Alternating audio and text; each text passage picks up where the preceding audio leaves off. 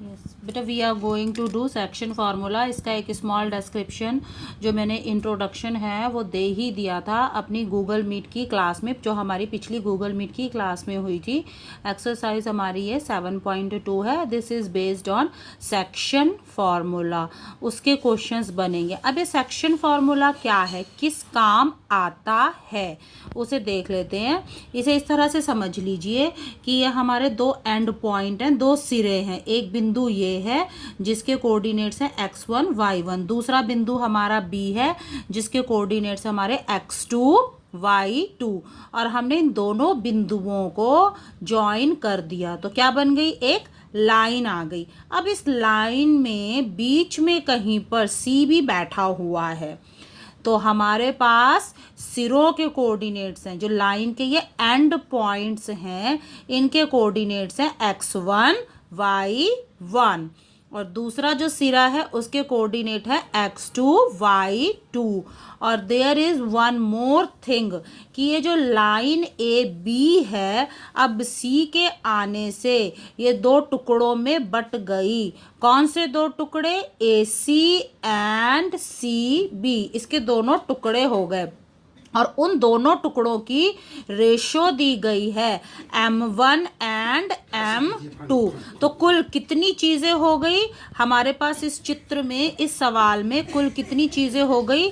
एक तो हो गए हमारे सिरों के कोऑर्डिनेट्स, जो लाइन के जो कॉर्नर्स हैं उनके कोऑर्डिनेट्स, दो हो गए ए के और दो हो गए हमारे बी के, और बीच में कहीं पर जो इनको डिवाइड करने वाला बिंदु है उसके कोऑर्डिनेट्स हैं x, y, और इनके अलावा एक रेशो भी दी गई है। अब ध्यान देंगे, ये जो m1 और m2 हैं, they are separate two numbers, ये हमारे कोऑर्डिनेट्स नहीं हैं, ये रेशो हैं, रेशो की वैल्यूज हैं।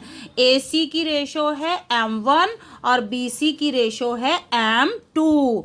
तो अब इस सवाल में सेक्शन फार्मूला किस काम आता है। सेक्शन फार्मूला, ये जो बीच में बिंदु C बैठ गया है, किसके बीच में बैठ गया है, ए बी के बीच में कहीं बैठा हुआ है, इसके कोऑर्डिनेट्स की वैल्यू निकालने के लिए हम सेक्शन फार्मूला का इस्तेमाल करते हैं। इसका मतलब है, यदि हमें लाइन के दोनों कॉर्नर्स के कोऑर्डिनेट्स दिए गए हों और m1 m2 रेशो की वैल्यू दी गई हो, तो उनकी मदद से हम बिंदु C के कोऑर्डिनेट्स निकाल सकते हैं। अब फॉर्मूला क्या है, अब क्योंकि C के कोऑर्डिनेट्स निकालने हैं तो C के कोऑर्डिनेट्स, कितने कोऑर्डिनेट्स हैं C के, दो, एक x वाला पार्ट और एक y वाला पार्ट। तो x की वैल्यू कैसे निकलेगी, क्या वैल्यू है, क्या फॉर्मूला है, m1 x2 plus m2 x1 upon m1 plus m2, और इसका जो y पार्ट है, जो y भाग है, वो कैसे निकलेगा, m1 y2 plus m2 y1 upon m1 plus m2।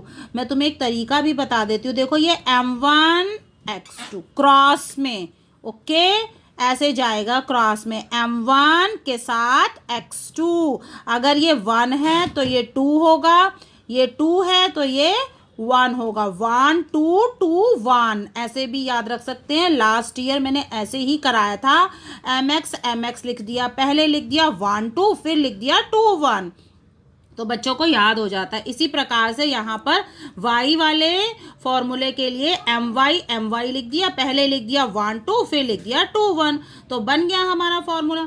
ठीक है, लेकिन इसी का ही एक सब पार्ट है, यहाँ क्या कर रहा है, लाइन ए बी को C पॉइंट डिवाइड तो कर रहा है, लेकिन बिल्कुल बीचों बीच में नहीं है, ये बीचों बीच में नहीं है, ये इधर उधर है, बीच में कहीं पर होगा, लेकिन बिल्कुल मध्य में, बिल्कुल सेंटर में नहीं है। अगर ये बिंदु C बिल्कुल सेंटर में आ जाए, बिल्कुल बीच में आ जाए, तो हमारा सेक्शन फॉर्मूला फिर बदल करके क्या हो जाएगा, मिड पॉइंट फॉर्मूला बन जाएगा। यदि ये जो C है ये सेंटर में आ जाएगा, बिल्कुल बीच में आ जाएगा, तो हमारा फॉर्मूला भी बदल करके क्या हो जाएगा, मिड पॉइंट फॉर्मूला। और तब वहां पर M1 और M2 दोनों रेशोज कैसी होंगी, सेम टू सेम होंगी, दोनों को काट के 1 आएगा। उस स्थिति में फॉर्मूला बदल जाएगा। तब हमारे x की वैल्यू, तब हमारे M1 M2 खत्म हो जाएंगे, दोनों के दोनों खत्म हो जाएंगे, उड़ जाएंगे, निकल जाएंगे। तो क्या बचा रह जाएगा, x equal to x1 plus x2 upon 2। और जो y वाला भाग है उसकी वैल्यू कैसे निकलेगी, y1 प्लस y2 अपॉन 2। तो जनरली हम किस फॉर्मूले का इस्तेमाल करेंगे, सेक्शन फॉर्मूला। लेकिन कहीं पर हमें पता चल जाएगा कि बिल्कुल दो बराबर भागों में बट रही है लाइन, तो वहां पर सेक्शन फॉर्मूला का इस्तेमाल ना करके मिड पॉइंट फॉर्मूले का इस्तेमाल करेंगे। अब आ जाते हैं एक्सरसाइज 7.2। क्वेश्चन नंबर 1 थोड़ा हरीडली करेंगे क्योंकि मैंने ये ऑलरेडी गूगल मीट वाली क्लास में डिस्कस करा दिया था। अब यहाँ पर क्वेश्चन देख लेते हैं, हमारा क्या है, we are given the two end points A, B whose coordinates are -1, 7 और दूसरे सिरे के कोऑर्डिनेट्स है 4, 3 and C is a point which divides the line, जो इस लाइन के बीच में कहीं बैठा हुआ है। उसकी वजह से ये लाइन दो भागों में, कौन से दो भागों में, AC CB में बट गई और इनकी रेशो क्या है, 2:3। तो सबसे पहले सबसे सरल काम जो बच्चे थोड़ा देर से समझते हैं, अगर वो भी वीडियो देख रहे हैं तो वो ध्यान कर ले, सवाल निकालने का तरीका क्या है। हम यहाँ लिखेंगे x1 y1, नंबर पहले 1 1 देंगे। ध्यान रखें x1 x2 नहीं लिखना होता, x1 y1। यहाँ पर नाम देंगे x2 y2 और ये यहाँ पर दे देंगे, इसको दे देंगे, ये पहली रेशो है तो m1, ये दूसरी रेशो है तो m2। अब हमें सबकी वैल्यू अलग अलग पता चल गई। x1 की वैल्यू क्या है, -1, y1 की वैल्यू है 7, x2 की वैल्यू 4, y2 की वैल्यू -3, m1 की वैल्यू 2, m2 की वैल्यू 3। तो वहाँ फॉर्मूले में इस्तेमाल कर लेंगे। कैसे बताया था मैंने, क्रॉस में 2 × 4 प्लस 3 × -1 अपॉन 2 + 3। और यहाँ से भी 3 × 7 2 × -3 प्लस 3 × 7 अपॉन 2 + 3। और उन्हें यहाँ पर मैंने नीचे सॉल्व भी कर दिया है। और इस प्रकार से हमारा रिक्वायर्ड पॉइंट जो हमें C के कोऑर्डिनेट्स थे वो हमारे क्या आ गए, 1, 3 आ गए, कोऑर्डिनेट्स ऑफ पॉइंट C आ गए। Now next question, question number 2 में क्या है, ट्राई सेक्शन। ट्राई सेक्शन का मतलब क्या है कि the line is divided in 3 equal parts. Line कौन सी ले ली हमने, लाइन AB। तुम फिगर में देख रहे हो ये 3 इक्वल पार्ट्स में बटी हुई है। बताओ कौन कौन से हैं वो इक्वल पार्ट्स, AC, CD और DB, 3 इक्वल पार्ट्स हो गए। अब हमें क्या ज्ञात करना है, coordinates of point C are missing, coordinates of point D are missing. उन दोनों पॉइंट्स को, उनके कोऑर्डिनेट्स को निकालना है। अब मैंने क्या लिख लिया, यहाँ पर नीचे लाइन तुम रीड कर पा रहे हो। If we ignore point D, if we ignore point D, हम D को इग्नोर कर देते हैं, D को हम ऐसा समझते हैं ये है ही नहीं, हमने D को छोड़ दिया क्योंकि हम एक बार में कितने बिंदु ले सकते हैं, 3। अब एंड पॉइंट तो लेने ही लेने हैं, अब बीच में रह गए 2, तो मैंने D को छोड़ दिया और C को रख लिया। एक बार C को रख लेंगे, एक बार D को रख लेंगे। जब हमने D को इग्नोर कर दिया तो ये हिस्सा 1 हिस्सा और इसके पास कितने चले गए, इसके पास 2 शेयर चले गए, यहाँ से यहाँ तक 2 शेयर और यहाँ से यहाँ तक 1 शेयर। तो ये रेशो क्या हो गई 1:2। ये क्वेश्चन इंपॉर्टेंट है, चांसेस है। तो यहाँ पर वापस वैसे ही कर लिया, x1 y1 x2 y2, इसे नाम दे दिया m1 m2। और इस प्रकार से हम कौन से बिंदु के कोऑर्डिनेट्स निकाल लेंगे, c के कोऑर्डिनेट्स। इसके कोऑर्डिनेट्स की वैल्यू, इसका x पार्ट कैसे निकलेगा, 1 गुणा -2 + 2 मल्टीप्लाई 4 अपॉन 1 + 2। इसी प्रकार y वाला पार्ट 1 मल्टीप्लाई -3 + 2 मल्टीप्लाई -1, और इन्हें सॉल्व कर देंगे। देखो -2 + 8 अपॉन 3 -3, और यहाँ से भी आ गए -3। सॉरी, ये ना, ये कितना होना चाहिए था, -3, और ये होगा हमारा -2। तो ध्यान रख लेंगे, इसे अकॉर्डिंगली -5 अपॉन 3 कर दोगे। तो इसके कोऑर्डिनेट्स क्या आ गए, ये हमारा कट गया, ये हमारा रह गया 2, -5 अपॉन 3। ये किसके कोऑर्डिनेट्स आए हैं, c के। इसी प्रकार जब हम आगे सॉल्व करेंगे, अब हम किसे इग्नोर कर देंगे, एक बारी हमने c को इग्नोर, इस टाइम अब हम c को इग्नोर कर देंगे। तो ये वाली लाइन c को जब हम छोड़ देंगे तो ये लाइन डबल हो गई, ये रेशो पलट करके उल्टी हो गई। जो पहले 1:2 थी अब 2:1 हो गई। इसके पास 2 शेयर और इसके पास 1 शेयर, वापस वैसा ही। ये हमारा m1 हो गया, ये हमारा m2 हो गया, x1 y1 x2 y2। तो m1 x2 plus m2 x1। देख रहे हो, यहाँ पर मैंने सॉल्व कर दिया है। तुम बच्चे, तुम भी इसे इसी प्रकार से सॉल्व कर लेना। अब मैं पूरा नहीं बता रही हूँ, और अगर कहीं पर कैलकुलेशन में मिस्टेक हो गई है तो उसे करेक्ट कर लेना। मैंने थोड़ा जल्दी में किया है आज, क्योंकि काफ़ी काम था। तो यहाँ पर हमने किस प्रकार से निकाला, ट्राई सेक्शन वाले में याद रखेंगे क्या करना है। ट्राई सेक्शन वाले में पहले रेशो 1:2, फिर रेशो 2:1। तो बीच में जो 2 पॉइंट थे, कौन कौन से बिंदु थे, बिंदु C और बिंदु D, उनके कोऑर्डिनेट्स निकल के आ जाएंगे। अब क्वेश्चन नंबर 4 करी मैं, बीच में क्वेश्चन नंबर 3 बड़ा सा लंबा सा लग रहा था, वो मैंने टच भी नहीं किया। क्वेश्चन नंबर 4 देख लेते हैं हम। क्वेश्चन नंबर 4 में एक चीज़ है, वो क्या है कि हमें कॉर्नर के जो सिरे होते हैं, एंड पॉइंट होते हैं, वो तो दिए ही हुए हैं एंड पॉइंट। उसके अलावा जो बीच में, जो इनके बीच में बैठा हुआ होता है बिंदु, उसके कोऑर्डिनेट्स भी दे दिए। तो अब कहोगे तो निकालना क्या, हम तो इसी को ही निकालते, तो ये तो दे ही दिया।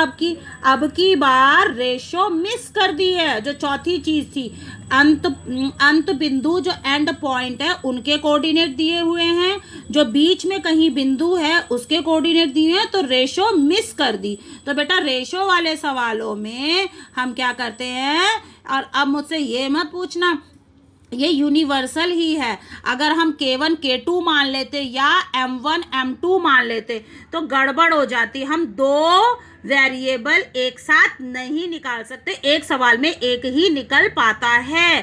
तो इसलिए हम रेशो यहाँ पर मानेंगे, let the ratio B K:1। यही मानते हैं रेशो, अगर हमें निकालनी हो तो हम यही मानते हैं। ठीक है, चलो अब सारी चीज़ें आ गई भाई, आ तो गई। ये हमारा x1, ये हमारा y1, मैंने ऊपर लिख भी दिए हैं, एरो लगा दूं तो और क्लियर हो जाएगा।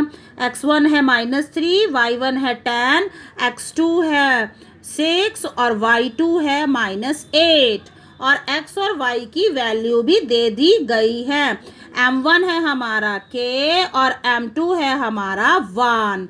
Now using section formula, x is equal to k multiply 6 plus 1 multiply -3 upon k plus 1। इसी प्रकार y k multiply -8 plus 1 multiply 10 upon k plus 1।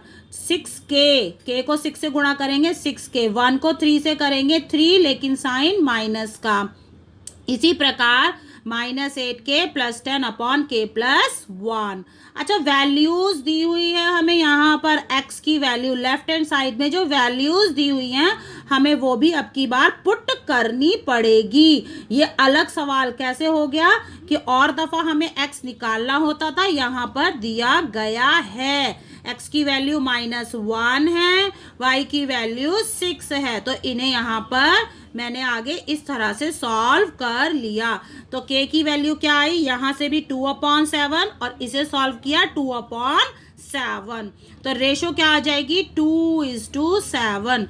And में लिखोगे then the ratio is 2:7। Next question बता रही हूं मैं अब।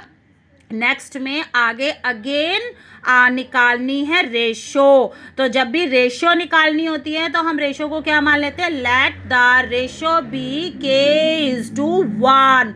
अच्छा, मैंने यहाँ पर ना एक्सिस बना दिए हैं, ये लेटा हुआ एक्सिस वाई एक्सिस और ये खड़ा हुआ एक्सिस वाई एक्सिस है। ये हमारा ओरिजिन है, सेंटर है, इसके कोऑर्डिनेट्स हैं 0 0।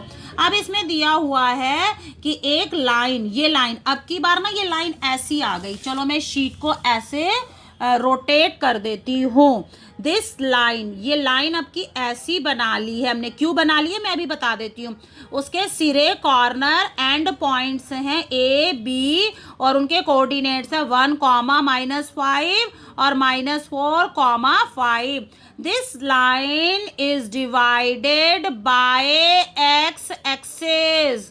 देखो ये लाइन है और ये एक्स एक्सिस क्या कर रही है, इसे दो भागों में बांट रही है। मैंने बराबर नहीं कहा, दो भागों में कहा है, दो भागों में बांट रही है। कौन कौन से दो भाग हो गए, ए सी एंड सी बी। तो कौन सा बिंदु बांट रहा है इन्हें, बिंदु सी बांट रहा है। तो सी के कोऑर्डिनेट्स तो क्या होने चाहिए, x, y। लेकिन तुम कहोगे मैडम आपने तो यहाँ लिख दिया x, 0। 0 क्यों लिखा, क्योंकि ये x एक्सिस है बेटा, इसलिए यहाँ पर y होगा ही नहीं। तो यहाँ इस बिंदु पर इसके कोऑर्डिनेट्स होंगे केवल x, 0। रेशो हमने क्या मान ली, k:1। तो रेशो भी आ गई हमारी। हमारे a के कोऑर्डिनेट्स भी हमें पता है, b के कोऑर्डिनेट्स पता है, c के क्या है, x, 0 है और रेशो क्या है k:1। अब मैं सीधा कर देती हूँ शीट को। हमने लिख दिया लेट द रिक्वायर्ड पॉइंट हमारा हो गया x, 0 और रेशो क्या हो गई हमारी k:1।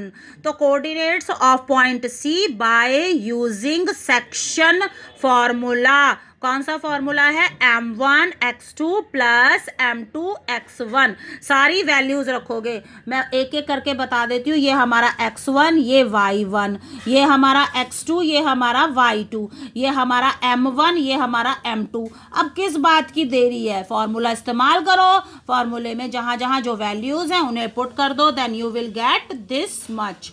x की वैल्यू k × -4 + 1 × 1 अपॉन k + 1 और y की वैल्यू ये हो गई। इन्हें आगे सॉल्व कर लेंगे, ठीक है। 1 × -4 इस तरह से जो है वो हमारी रेशोज। अच्छा, मैंने यहाँ पर अब क्या काम किया है, यहाँ पर अच्छा इस वाले पार्ट को अभी छोड़ देना बेटा, ये वाला पार्ट लेट इट बी। इसे अभी पहले इसे हम आगे सॉल्व नहीं कर सकते, इसे अभी नहीं कर सकते, मैं बताऊंगी उसका रीजन। हम सिर्फ इस वाले पार्ट को ही आगे बढ़ाएंगे। क्यों, we are given only value of y। y की वैल्यू पता है 0, x तो हमें पता ही नहीं है, जो ये पता है, तो इसे हम आगे सॉल्व करते गए। ये 0 से मल्टीप्लाई हो जाएगा, 0 बन जाएगा, इस कारण से राइट हैंड साइड बन गई हमारी 0। तो 5k = 5, k = 5/5। रेशो तो निकल गई। अब रेशो निकल गई, अभी हमें x की वैल्यू भी निकालनी है। रेशो हो गई, x की वैल्यू निकालनी है। What is the value of x, उसके लिए यहाँ पर हम k की वैल्यू को पुट कर देंगे। k की जगह 1 पुट कर दिया और नीचे भी 1 पुट कर दिया। यहाँ पर ये k है, इसको थोड़ा ठीक से लिख देती हूँ, ये k था, k × -4। तो put the value of k, that is equal to 1। Finally पहले हमने कौन सा पार्ट निकाला, पहले हमने ये वाला पार्ट निकाला और उसके बाद हमने ये वाला निकालना है। पहले y पार्ट को सॉल्व करना है, देन x पार्ट को सॉल्व करना है। तो यहाँ पर दो चीज़ें थी तो मैंने इसीलिए लिखा है रिक्वायर्ड पॉइंट क्या निकला -3/2, 0 और रेशो क्या निकली, ये निकली। दो चीज़ें निकालनी थी, हमने दोनों चीज़ों को निकाल करके पुट करके लिख दिया है। नेक्स्ट हमारा क्वेश्चन है, ये इंपॉर्टेंट क्वेश्चन है, बहुत इंपॉर्टेंट क्वेश्चन है। यहाँ पर हमें एक पैरेललोग्राम दिया हुआ है, पैरेललोग्राम के चारों कॉर्नर, चारों वर्टिसेस दिए हुए हैं। मैंने उन्हें बारी बारी से ABCD लिख दिया है। इसके अलावा मैंने एक चीज़ का और इस्तेमाल किया है, अब इम्पॉर्टेंट, यही इसे इम्पॉर्टेंट बनाता है। मैंने यहाँ पर लिख दिया, एक प्रॉपर्टी का इस्तेमाल किया है कि diagonal bisect each other. Diagonal book में नहीं थे, सवाल में नहीं थे, मैंने खुद बनाए हैं और बाद में कह दिया कि diagonal bisect each other. It means O is mid point of line AC and O is mid point of BD। ये AC का भी मिड पॉइंट है, BD का भी। तो यहाँ मिड पॉइंट की बात आ रही है तो हम मिड पॉइंट फॉर्मूले का इस्तेमाल करेंगे। और कितनी बार इस्तेमाल करना पड़ेगा, 2 बार। एक बार इस वाली लाइन के लिए और एक बार इस वाली लाइन के लिए। तो मिड पॉइंट के कोऑर्डिनेट देखो बहुत आसान होता है निकालना। आगे वाली संख्या के साथ आगे वाली संख्या को प्लस करके /2, तो O के कोऑर्डिनेट्स क्या हो जाएंगे, x + 1/2, 2 + 6/2। ये मैंने यहाँ पर भी सॉल्व कर दिया है। ठीक है, तो क्या निकला, सॉल्व करके निकला, ये तो खाली रह गया, ये तो सॉल्व हो ही नहीं सकता, ये तो रह गया x + 1/2 और ये रह गया (4). अब हमने कौन सी लाइन का इस्तेमाल किया, BD का इस्तेमाल किया। ये देखो BD, coordinates of O from line BD। जब BD से कहेंगे तो क्या होगा, 3 + 4/2 और कॉमा 5 + y/2। कॉर्नर वाले बिंदुओं को, पॉइंट्स को प्लस करके (2) कर देते हैं। तो 4 + 3/2 और 5 + y/2। ये तो कैलकुलेट हो गया, ये कैलकुलेट नहीं होगा, ये एज इट इज रह जाएगा। ठीक है, वैसे कुछ कहेंगे यहाँ पर y नहीं रखना चाहिए था, ये एज इट इज। अब इक्वेट कर देंगे दोनों पार्ट से, दो तरह से हमने निकाले कोऑर्डिनेट्स ऑफ पॉइंट O। इसे समझ लेना, मैं थोड़ा जल्दी में बताना पड़ रहा है मुझे क्योंकि वीडियो लंबी हो रही है। तो x कोऑर्डिनेट्स ऑफ O जब हमने पहले सॉल्व किया तो आया x + 1/2, 4। दूसरी बार सॉल्व किया तो 7/2, 5 + y/2। और अब इन दोनों को हम क्या कर देंगे, इन दोनों को इक्वेट कर देंगे।